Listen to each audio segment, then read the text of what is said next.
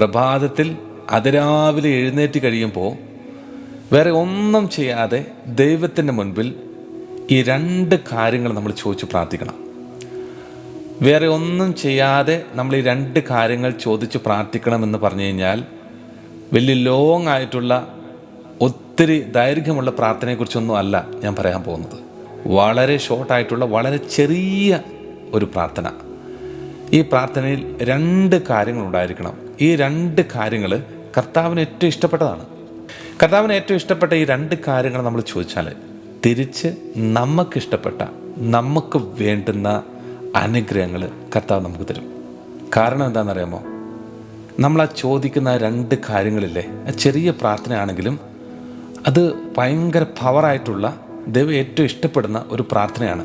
ആ ചോദിക്കുന്ന കാര്യങ്ങളിലൂടെ നമുക്ക് അനുഗ്രഹം ലഭിച്ച് അത് നമ്മുടെ വ്യക്തിത്വത്തിലേക്കൊന്ന് വന്ന് നിറഞ്ഞാൽ നമ്മൾ പിന്നെ കർത്താവിന് ഇഷ്ടപ്പെടുന്ന വ്യക്തികളായിട്ട് മാറും. അപ്പോൾ അതിൽ ഒന്നാമത്തെ കാര്യം എന്താണെന്നറിയാമോ? അത് സാധാരണഗതി നമ്മളെല്ലാവരും ചെയ്യുന്ന കാര്യങ്ങളാണ്.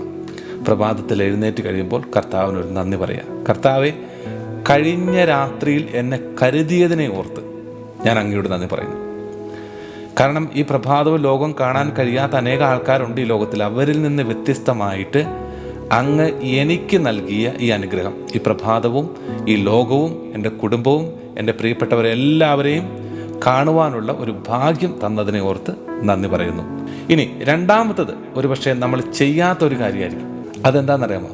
കർത്താവിനോട് പ്രാർത്ഥിക്കണം, കർത്താവെ, നാളെയെ ഓർത്ത് അഹങ്കരിക്കാതിരിക്കാനുള്ള കൃപ തരണമേ. എല്ലാ ദിവസവും നന്ദിയൊക്കെ പറയുന്ന മനുഷ്യരാണെങ്കിലും ഒരുപക്ഷെ നമുക്ക് ഇന്നുള്ളതിനെ ഓർത്ത് അല്ലെങ്കിൽ നാളെ വരാൻ പോകുന്നതിനെ ഓർത്ത് അഹങ്കരിക്കാനുള്ള ഒരു ചാൻസ്, ആ ഒരു അപകടം നമ്മുടെ ജീവിതത്തിലേക്ക് വന്നേക്കാം.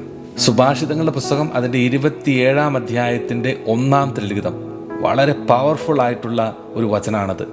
ആ വചനം പറയാണ്, നാളെയെ ചൊല്ലി അഹങ്കരിക്കേണ്ട, ഒരു ദിവസം കൊണ്ട് എന്ത് സംഭവിക്കാമെന്ന് നീ അറിയുന്നില്ല.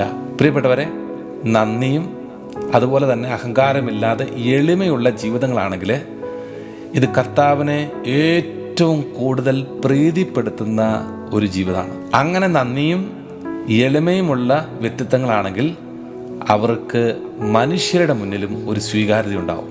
നമ്മുടെ വ്യക്തിത്വത്തെ മറ്റുള്ളവരും ഒത്തിരി ഇഷ്ടപ്പെടും. ഇതാണ് കർത്താവ് ആഗ്രഹിക്കുന്നത്.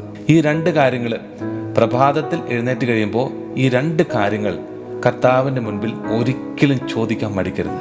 കാരണം എന്താണെന്നറിയാമോ? ഈ 2 കാര്യങ്ങൾ ഇല്ലാതെയാണ് നമ്മൾ ജീവിക്കുന്നതെങ്കിൽ നമ്മുടെ ജീവിതത്തെ പിശാചിനെ കീഴ്പ്പെടുത്താനായിട്ട് വളരെ എളുപ്പമാണ്. ദൈവത്തിൻ്റെ മുൻപിൽ എപ്പോഴും നന്ദിയുള്ള വ്യക്തിയായിട്ട് മാറുക. അതുപോലെ തന്നെ നാളത്തെ ഓർത്ത് അഹങ്കരിക്കുകയോ അല്ലെങ്കിൽ നാളത്തെ ഓർത്ത് ആകുലപ്പെടുകയോ ചെയ്യേണ്ട.